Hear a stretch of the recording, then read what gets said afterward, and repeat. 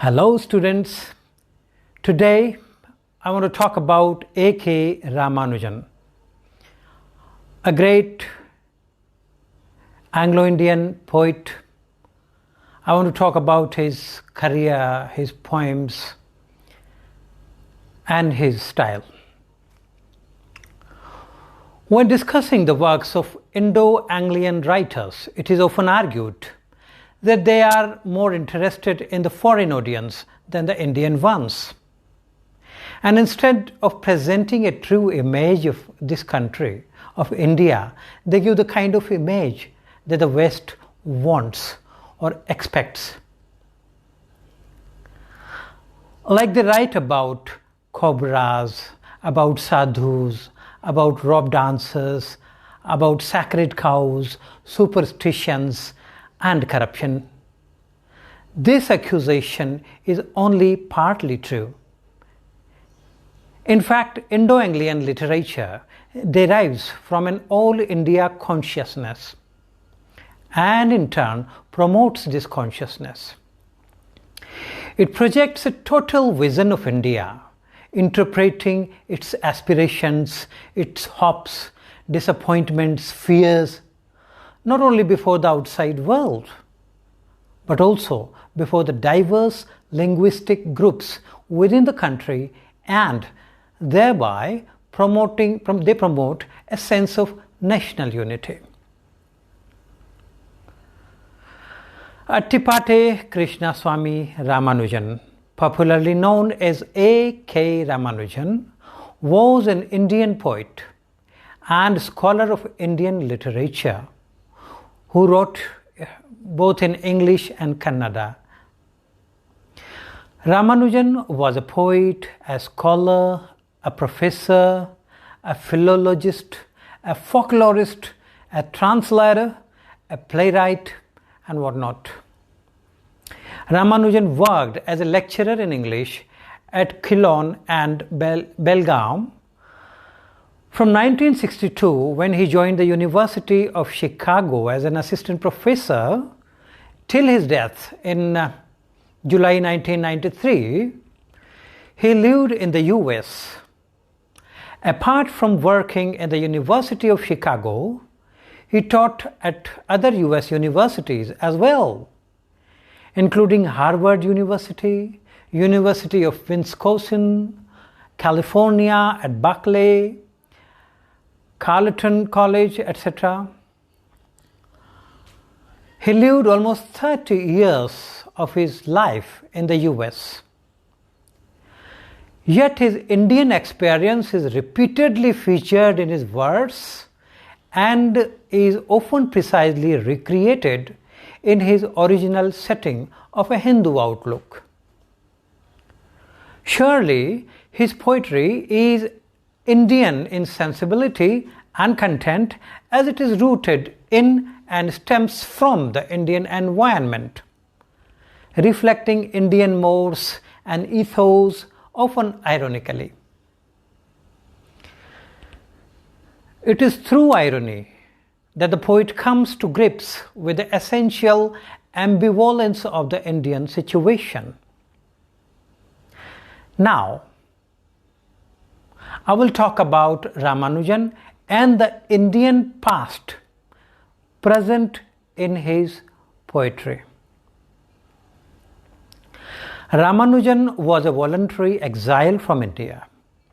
He cut himself off from his immediate natural environment, physical environment, but this was a gain and not a loss for him. He looked at India and its past from across the Atlantic, which sharpened his sensibilities. The secret of his success lies in his not disowning Indian inheritance and not falling prey to the feeling of alienation, despite his long sojourn abroad.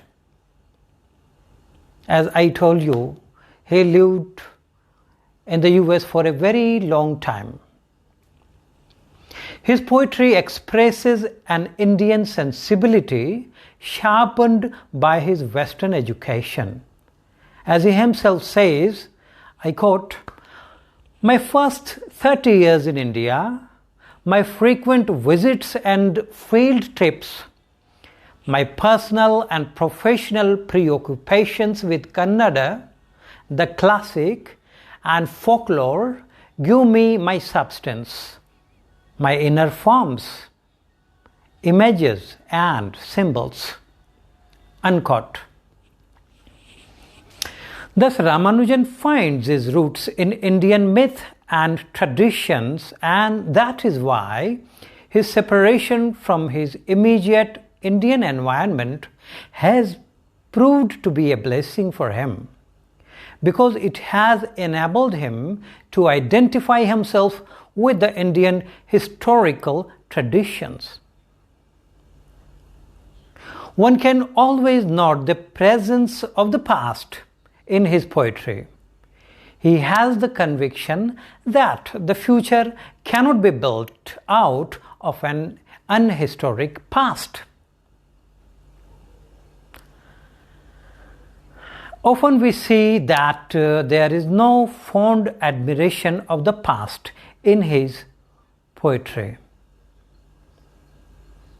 It is said that distance lends enchantment to the view.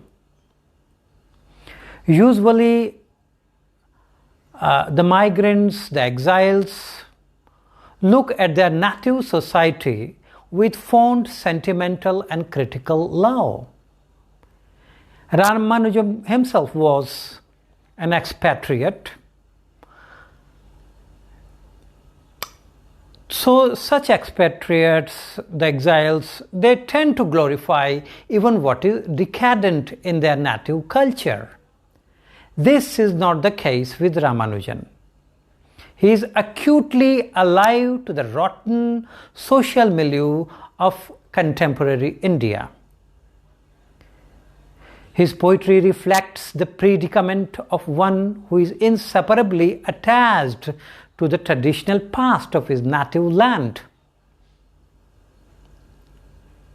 and at the same time can't turn blind to various ugly forms of its myth, its rituals, its literatures. Like Neeraj C. Chaudhary, Ramanujan looks at the Indian past and present with an objective and critical eye. The poem River is a good example where he blames the ancient and modern Indian poets for their indifference to human suffering and fascination for the sensational and romantic only. He goes so far to say, I quote, "I must seek and will find my particular hell only in my mind," unquote.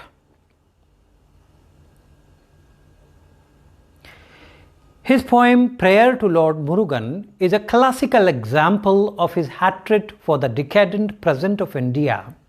He is a poet of stark, demythicized Indian present.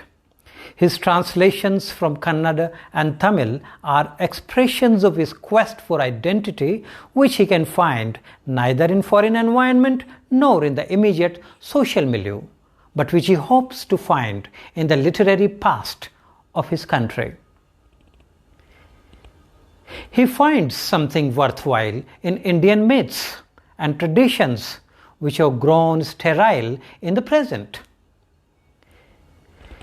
He describes India as the ancient chaos of a country.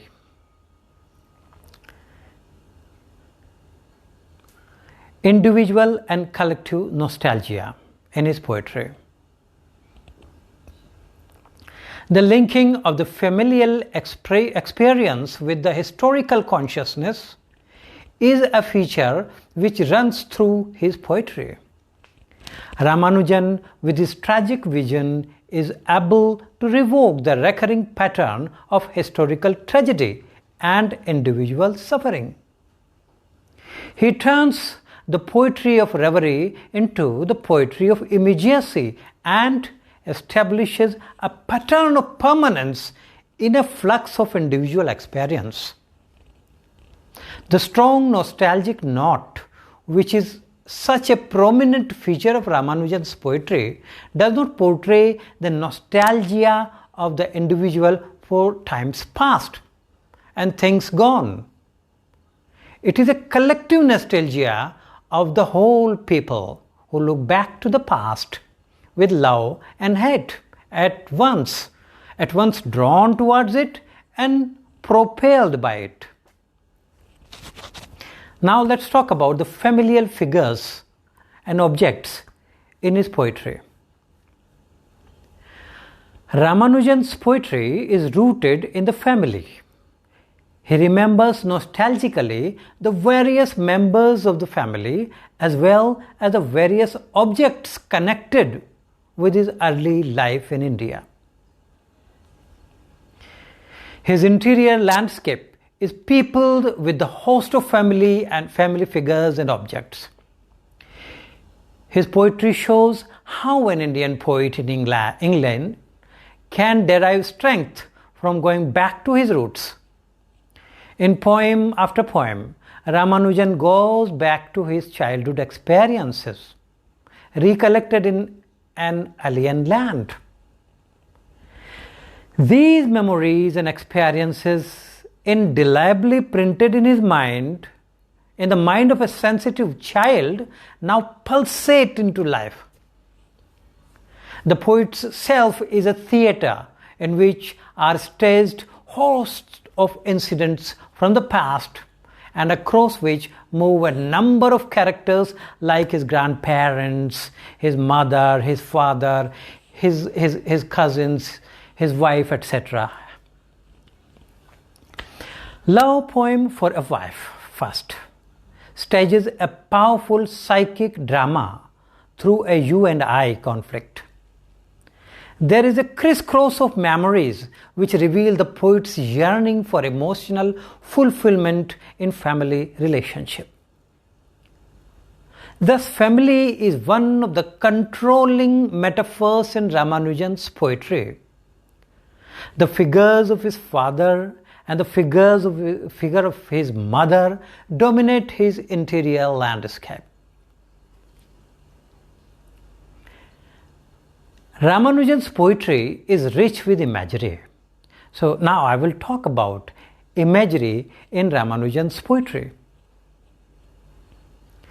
Ramanujan has an eye for the specific and accurate shape of an object or situation, which he reveals with telling details.